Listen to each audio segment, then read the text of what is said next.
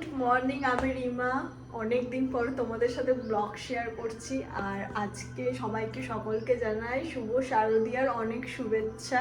আমি অনেক দিন কিছু শেয়ার করিনি, বাট আজকে আমি যেহেতু ঘুরতে বেরোবো সেই জন্য আমি আজকে তোমাদের সাথে এখান থেকে ব্লগটা শেয়ার করছি। চলো, কি করব না করব সবটাই তোমাদের সাথে শেয়ার করব, দেখতে থাকো। তো বেরোবো, কি পড়ছে না পড়ছে সেটাও তোমাদের সাথে শেয়ার করব। আর সবাই ভালো করে পুজো কাটাও। এই ব্লগটা আমি কবে আপলোড করবো আমি সত্যি জানি না, বাট ঠিক আছে, চলো যাওয়া যাক আর তোমাদের সাথে সবটা শেয়ার করা যাক, কোথায় কোথায় কি করছি না করছি। চলো। তো আমাকে কীরকম লাগছে তোমরা এই লুকটা দেখো আর কমেন্ট করবে অবশ্যই। যে আমি শাড়ি পরে তো অবশ্যই তোমরা আমাকে ভালো ভালো কমেন্ট করো, বাট কীরকম লাগছে আমার সপ্তমীর লুক সেটা কমেন্ট করতে ভুলো না। আমার তো ভীষণ ভালো লেগেছে, বাট শাড়ি পরে কলকাতায় ঘুরতে যাওয়াটা আমি জানি না কতটা কী হবে। ফার্স্ট টাইম, চলো দেখি। এটা আমাদের ডানকুনিরই ঠাকুর বলখেলা মাঠ করেছিল অর্জুনের রথ, খুব সুন্দর করেছিল। তো আমার তো ভিড়ের জন্য আমরা সকালবেলাতেই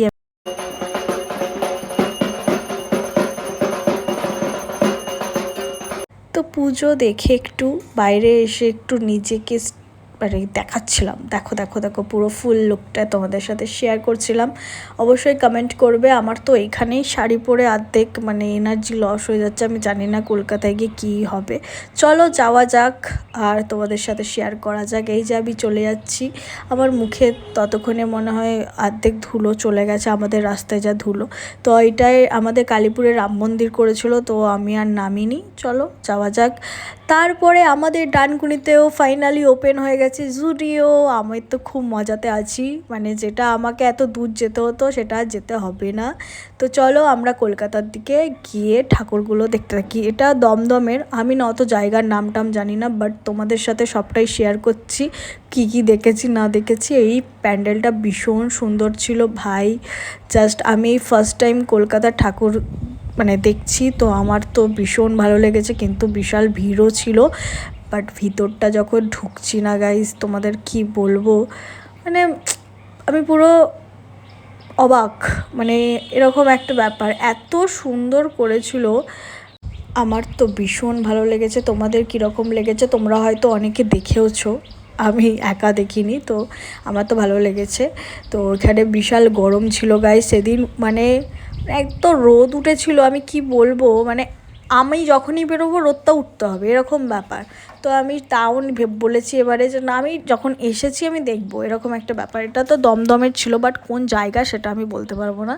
তো আমি যেখানে যেখানে গেছি আমি দেখেছি, ব্যাস এইটুকুই। কোথাকার ঠাকুর কী ঠাকুর আমি সে ডিটেলস বলতে পারবো না, শুধু দেখেছি। তো যাই হোক, এই যে আমাদের মা, উফ, মানে দেখে মনটা ভরে গেল, সত্যিই ভরে গেল। চলো দেখা হয়ে গেছে, এবার বাইরে যাই।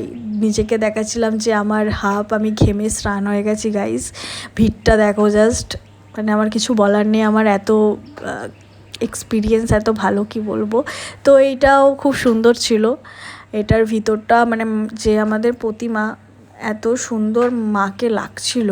মানে ভিতরে আমি যখন ঢুকলাম তখন তো মানে থিম তো সত্যি সুন্দর থিমগুলো, বাট মা যে এত সুন্দর, আমি কলকাতা ঠাকুর ফার্স্ট টাইম দেখলাম, মানে খুব সুন্দর সুন্দর করে। মানে যাই হোক, তোমরাও দেখো, তোমরাও দেখেছো, বাট আমার তো দেখার সুযোগ হয়নি, আমি ফার্স্ট টাইম দেখেছি গাইস। তো আমার তো বেশ ভালো, মানে একটা এক্সাইটমেন্ট কাজ করছিল। তো যাই হোক, ঘোরাঘুরি তো ভালোই হয়েছে, কিন্তু রোদটা জাস্ট দেখো তোমরাই। সবাই ছাতা নিয়ে ঘুরছে গাইস। আমি জানতাম না যে আমার সাথে এরকম হবে, তাহলে আমিও ছাতা নিয়েই যেতাম। অনেকে ছাতা, দেখো ছাতা নিয়ে, এত রোদ, তোমরা ভিডিওতেই বুঝতে পারবে। এই যে আমাদের মায়ের ফটো সবাই তুলছে, তো আমি তো সামনে গিয়েও তুলেছি, বাট আমার এরকম ক্লিপটা নেওয়া হয়েছে। যাই হোক, চলো বেরিয়ে পড়েছি। তার মধ্যে একটা কেস ঘটেছে, আমার নখ ভেঙে গেছে গাইস। মানে পুজোর সময় মানে ফোসকা পড়বে, নখ ভাঙবে, জীবনে আর কি কি দেখতে হবে, আমার নখগুলো সব ভেঙে গেছে। আমার কিচ্ছু বলার নেই। আমি দুঃখের সাথে সাথে আমি ঘেমে স্নান হয়ে গেছি, আমার মুখে গোটা বেরিয়ে গেছে। আবার জীবন তো আমি আর যাবো না কোনোদিন কলকাতায় ঠাকুর দেখতে, আমার শিক্ষা হয়ে গেছে। তো আবারও একটা ঠাকুর দেখেছি, তারপরে আমার দ্বারা হয়নি। যাই হোক, এইটার পরে আবার মানে খাওয়া দাওয়া হয়েছিল, তারপরে আমরা আবার দেখেছি। কিন্তু এই প্যান্ডেলটাও খুব সুন্দর ছিল। আর যা রোদ উঠেছে এরা কীভাবে ছবি তুলছে। আমার তো মুখ পুরো কালো হয়ে গেছে, ট্যান পড়ে গেছে। আমি কি বলবো, আসলে আমি এবারে গিয়ে যেটা বুঝেছি, কলকাতা ঠাকুর দেখতে গেলে শাড়ি পরলে হবে না, জাস্ট তোমার নর্মাল ক্যাজুয়াল ওয়্যার পরেই যাওয়াটা বেস্ট আমার মনে হয়। এই যে আমি ভিডিও করতে পারছি না, আমার এত রোদ লাগছে, আমি তোমাদের কি বলবো। যাই হোক, ভিতরটা তোমাদের দেখাই, খুব সুন্দর করেছিল এটাও। মানে সবকটা ঠাকুরের মুখ এত সুন্দর না, আমার ওইটা দেখেই মনে হচ্ছে যে আমি একবার নিজের মনকে বোঝালাম যে না, আমি ফাইনালি ঠাকুর দেখবো, আমার যত কষ্টই হোক। বাট না, দেখো আমার এনার্জি লস ভাই, আমার খিদে পেয়ে গেছে, তার মধ্যে এত রোদ, আমি আর পাচ্ছি না। আমি চুল টুল গুটিয়ে নিয়েছি, দেখো আমি কি পরিমাণে ঘামছি, আমাকে দেখে কষ্ট লাগছে আমার এখন। চলো আমরা মানি স্কোয়ারে গেছি, আমাদের এবার গিলতে হবে, না গিললে হবে না। আমি আর পাচ্ছিলাম না যাকে বলে। তো ফাইনালি ঢুকে যাচ্ছি, ঢুকতে ঢুকতে ভিতরেও ঢুকবো, এরকম একটা ব্যাপার। তো বেশ ভালো সাজিয়েছিল পুজো উপলক্ষে। তোমাদের সাথে আমি ব্লগটা একও শেয়ার করছি, ভাবা যে আমি এতটা ল্যাথখোর, আসলে না গো ল্যাথখোর না, আমার শরীরটাও খারাপ করেছিল তাই। তো ফাইনালি আমরা খেতে যাব, এটা ভেবেই আমার খুবই মনে খুশি হচ্ছিল, কারণ পাচ্ছিলাম না যাকে বলে। এই যে আমরা জঙ্গল সাফারি যাচ্ছি, কিন্তু আমি কোনোদিন যাইনি, এই ফার্স্ট টাইম যাচ্ছি। ভীষণ ভালো, ভিতরটা আমার তো খুবই ভালো লেগেছে, এত সুন্দর এত সুন্দর, কি বলবো। দেখো যে ঝর্ণার জল পড়ছে, মানে খেতে ভাই মন ভরে যাবে। খাওয়ার থেকে আমি ওখানে ভিতরে গিয়ে শুধু মানে জাস্ট ভেতরটা এত সুন্দর, আর চারিদিকে এত ভিড়।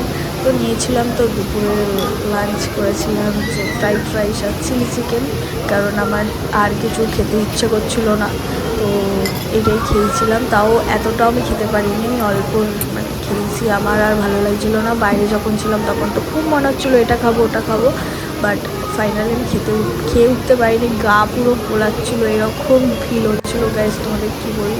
এই দেখো এরকম জায়গায়, তো যাই হোক বেরিয়ে পড়েছি ফাইনালি। কতটা শুনতে পেয়েছো আমি জানি না। তো চলো যাওয়া যাক, এবার ঠাকুর দেখবো আবার আশা করছি আর কি।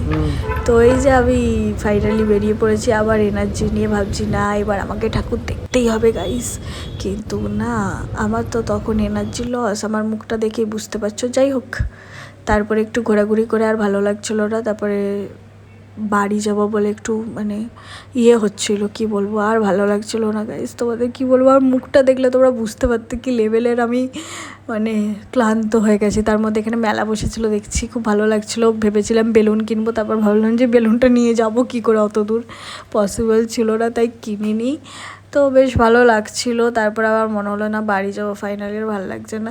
এই লাইটগুলো দেখার জন্যই আমি কলকাতায় এসেছিলাম, আমার এত ভালো লাগে, আমাদের ওখানে দেয় না গাইস, আমি কি বলবো। আমার এই ইচ্ছা ছিল এই লাইটের নিচে আমি ফটো তুলো, বাট সেটাও পসিবল হয়নি, কারণ আমার মুখের অবস্থা এতটাই খারাপ ছিল, তোমাদের কি বলবো। তার মধ্যে আমার ভালো লাগছিল না। তারপরে আমরা ঢুকে গেছিলাম জুডিওতে, তো জুডিওতে ঢুকে দেখি সপ্তমীর দিনও ভাই লোকে কেনাকাটি করছে, শুধু আমি কেনাকাটি করি এটা না, লোকেও করে, আমি সেটাই দেখছি, ভালো ভিড় ছিল।